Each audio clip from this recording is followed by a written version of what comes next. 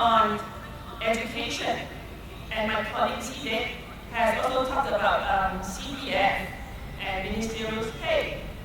So for me, I want to focus on one of the 10 policy papers that we have implemented in the past 4 years. That is, I want to talk about cost of living.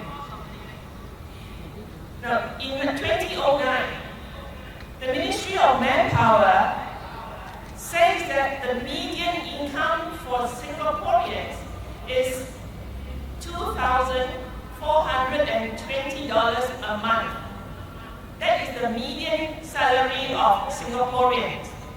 Now, what is median income? Simply put, median income refers to the middle value of all the incomes of Singaporeans.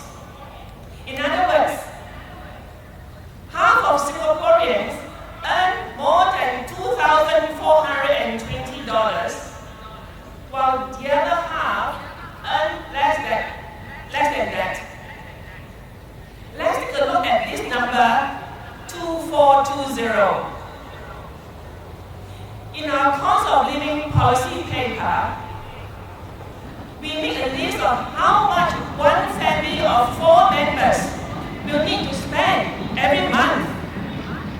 If every family member spends $10 a day for food, that already means $40 per day for a family of 4. So for 1 month, that family of 4 will need to spend $1,200 on food. That's half of the income gone. Where does the rest go? Housing installment, another $500. That means about $1,200 minus $500, you have $700 left. Utilities and transport, $200 each. That means you are left with $300. Where does this $300 go to? Handphone, internet bills, and household supplies, and then school fees and supplies for the kids. That's where the rest go. So you are left with $20 or almost nothing.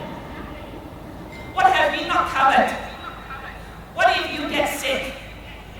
Medical bills, we know, can cost a lot. And what about saving for the children if they need to go to university?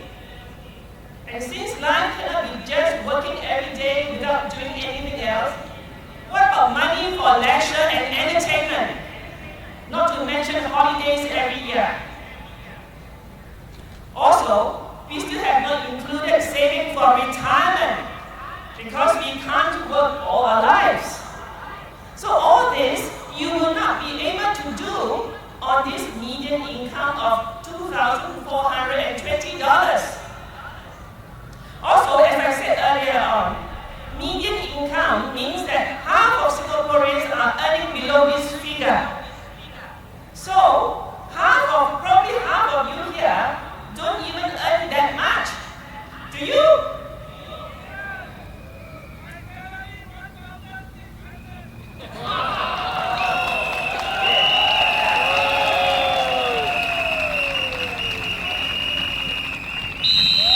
And for those who may earn more, life still remains a struggle. Because $2,420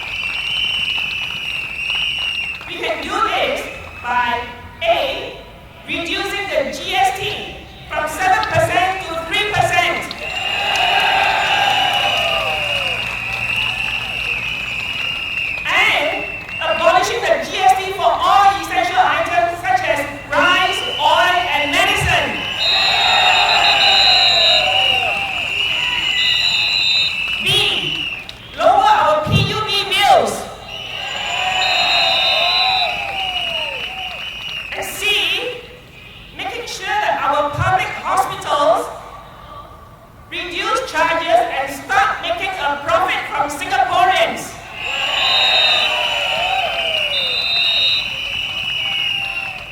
D. Bring down bus and MRT fares by at least 20%. And E. Ensuring that the government increases public expenditure for the poor.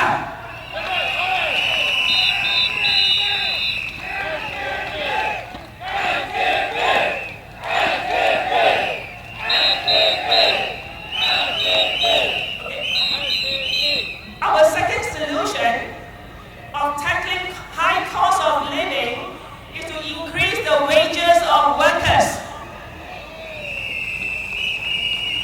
Wages of workers must be increased through schemes like minimum wage. Why do we not have minimum wage? The PEP tries to scare us and say that if we have minimum wage, then everything will become more expensive. Now this argument is flawed. Minimum wage protects low-income workers. What makes cost of living high is not minimum wage, but the rising cost of things like HDB flats and medical care. And the cost of HDB flats and medical care are not determined by minimum wage, but decided and set by the government.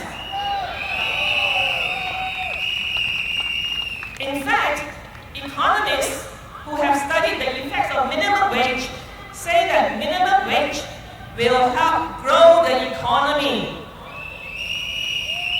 This is because when low-wage workers have higher purchasing power, they will spend more, and this increased spending will act like an economic stimulus that results in more profits for companies.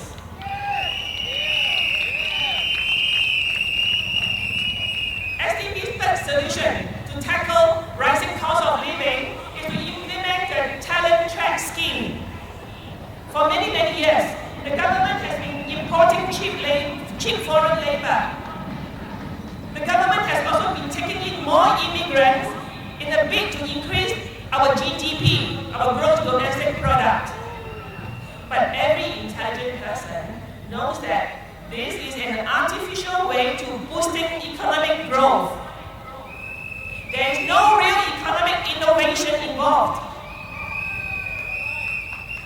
Under our talent track scheme, we propose that employers can hire foreign labor only if the skills that are needed cannot be found among Singaporean workers.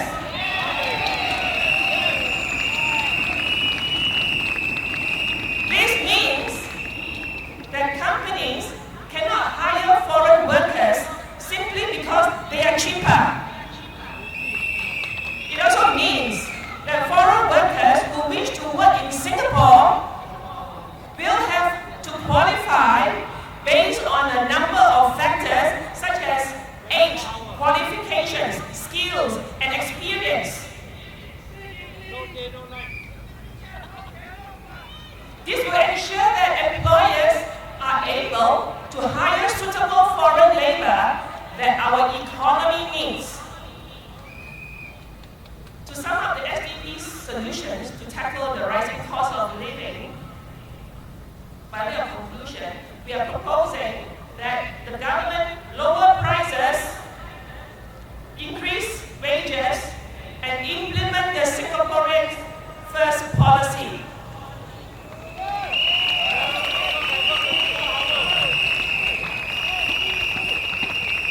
Now, there are two other things that I want to talk to you about. At SDP, we aspire to be more than just a check on the governing party and the ministries. As I said earlier on, since the last elections, we have launched 10 policy papers on national issues. These are policies that are designed to make Singapore into a happy and inclusive society, and not just a society in which we become slaves to the GDP.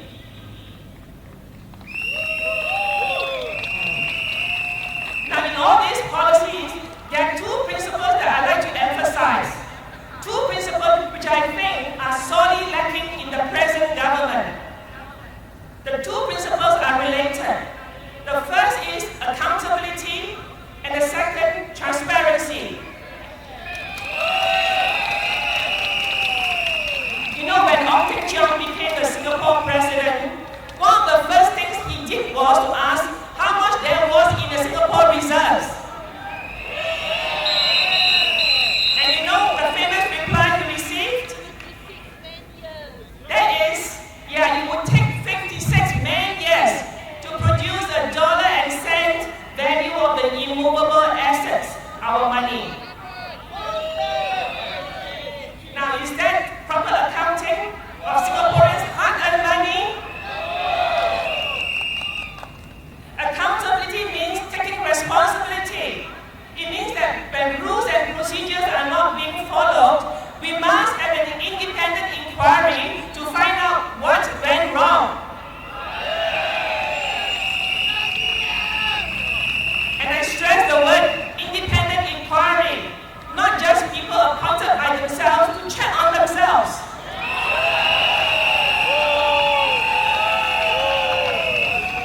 Is this government capable of taking responsibility and implementing an independent inquiry? Okay, let us see what happens at the GIC. For those who don't know, GIC stands for Government of Singapore Investment Corporation. It's basically the company set up by the government to manage our foreign reserve.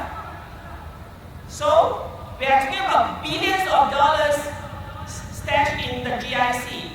Now, if you go to the GIC website, you will read the words, the government holds the GIC board accountable for the overall portfolio performance.